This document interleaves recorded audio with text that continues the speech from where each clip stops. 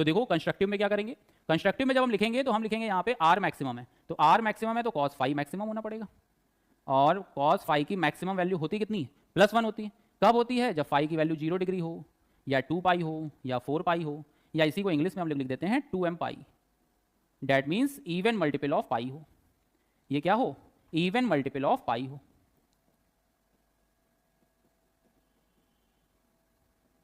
अगर ऐसा होगा, अगर ऐसा होगा तो हम लोग क्या बोलेंगे कि इस समय कंस्ट्रक्टिव इंटरफेरेंस है।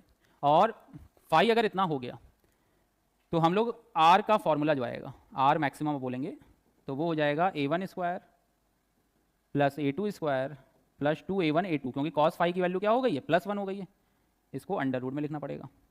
तो यहाँ से जब करोगे तो ये हो जाएगा a1 प्लस a2 का होल स्क्वायर।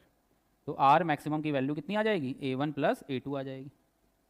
यहाँ तक अभी नोट कर लेते हैं। तो देखो कंस्ट्रक्टिव में क्या करेंगे, कंस्ट्रक्टिव में जब हम लिखेंगे तो हम लिखेंगे यहाँ पे आर मैक्सिमम है, तो आर मैक्सिमम है तो कॉस फाई मैक्सिमम होना पड़ेगा।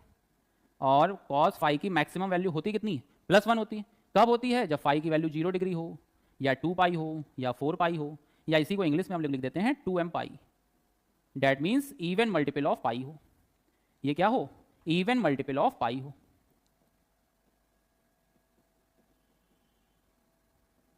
अगर ऐसा होगा, अगर ऐसा होगा तो हम लोग क्या बोलेंगे कि इस समय कंस्ट्रक्टिव इंटरफेरेंस है।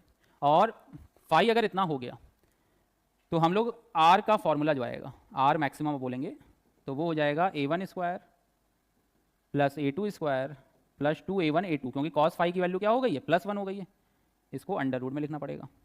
तो यहाँ से जब करोगे तो ये हो जाएगा a1 प्लस a2 का होल स्क्वायर।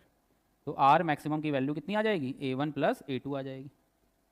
यहाँ तक अभी नोट कर लेते हैं।